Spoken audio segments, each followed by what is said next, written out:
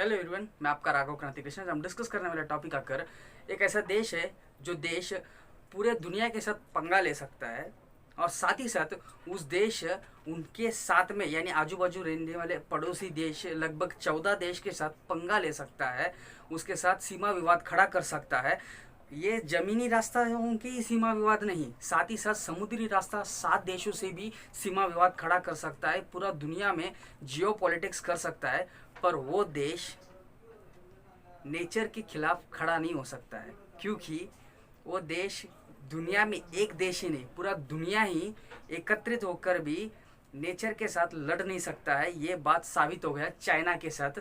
जो चाइना इतना दिन कोरोना वायरस के पैंडमिक पैदा किया है, पूरा दुनिया के साथ सीमा विवाद यानी ताइवान के साथ वन चाइना पॉलिसी लड़ाई लड़वा रहा है और साथ ही साथ हांगकांग में प्रॉब्लम कर रहा है वन चाइना पॉलिसी लेके। इन सभी चीज़ों के अलावा कई देश यानी इंडिया के साथ भी सीमा विवाद खड़ा किया है। तो इन सभी प्रॉब्लम्स और समुद्री रास्तों में जो साउथ चाइना सी में एक बहुत ही बड़ा प्रॉब्लम क्रिएट कर रहा है। तो इतना कुछ करने के बावजूद जो देश वो जो बोलते हैं ना, जो कर्मा करके, वो कर्मा आखिरी में चाइना को छोड़ा नहीं, किसी ना किसी तरीके से चाइना को एक बहुत ही बड़ा प्रॉब्लम्स क्रिएट हो गया उनके देश के अंदर ही। यानी अभी उपस्थित परिस्थिति में बहुत ही बड़ा बाढ़ साउथ चाइना यानी ईस्टर्न चाइना और साउथर्न पार्ट चाइना की जो प्रोविंस है, यानी इंडिया में हम प्रोविंस कहते हैं, चाइना में स्टेट को यानी छोटा सा, सॉरी इंडिया में हम स्टेट कहते हैं, चाइना में प्रोविंस कहते हैं। जो छोटे छोटे राज्य रहते हैं हमारे देश के अंदर, वैसे ही चाइना में जो छोटे छोटे राज्य है उसे प्रोविंस कहते हैं।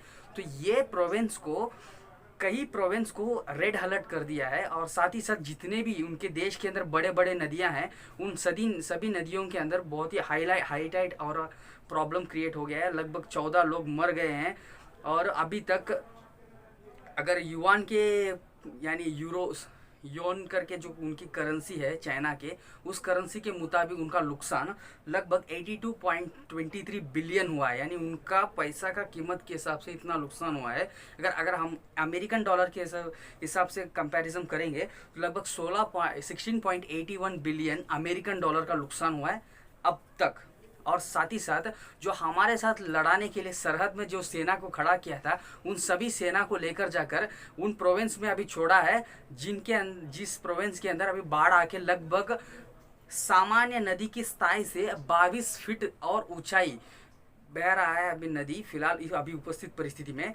अभी अगर युआन की जिधर कोरोना का पैदा हुआ है, कोरोना का गर्स कह सकते हैं, तो युआन सिटी के अंदर लगभग फिर से एक लॉकडाउन अभी प्रॉब्लम चल रहा था। कोरोना के कुछ केसेस आए थे, वापस उधर लॉकडाउन किए थे।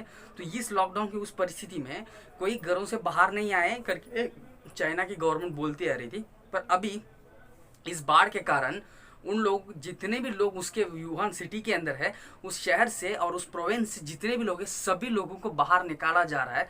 तो अब ये बात से हम समझ सकते हैं कि कितना हद तक भयंकर परिस्थिति वहाँ के लोगों के पास है।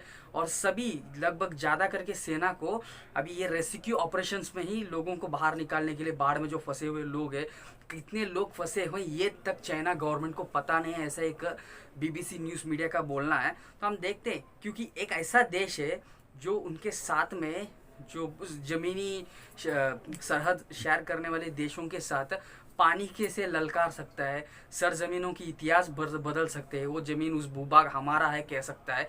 तो ये देश को ये हुआ है, बहुत अच्छा ही हुआ है, क्योंकि अभी उपस्थित परिस्थिति में इस समय में कोरोना पैंडेमिक में भी इन लोग ने जो आतंक बचा के रखा था पूरा दुनिया में पाकिस्तान के साथ मिलकर, तो ये विषय हमें बहुत अच्छा पॉजिटिव पॉइंट है कह सकते हैं हम पूरे दुनिया के लिए।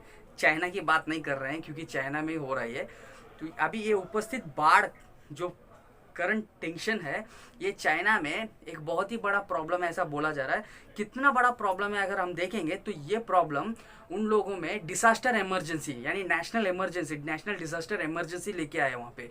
यानी इमरजेंसी ऐसे कुछ समय में ही होता है, यानी एक आतंकवादी अटैक जैसे इंडिया में ताज होटल में वगैरह हुआ था मुंबई में, तो वैसा अटैक, या नहीं तो कुछ बड़ा अटैक, या नहीं तो इकोनॉमिक का जो यानी आर्थिक व्यवस्था का जो गिरावट होती है, तो उस टाइम में इमरजेंसी लेके आता है। यानी ये जो होती है यानी नेचुरल डिजास्टर में भी इमरजेंसी लेके आते, वो इमरजेंसी उपस्थित परिस्थिति में उधर लगाया गया है। तो ये बात से हम समझ सकते हैं और सेना को उतार गए बोले तो ये पूरी तरीके से क्लियर होता है कि चाइना की परिस्थिति इंटरनली बहुत ही ठीक नहीं है।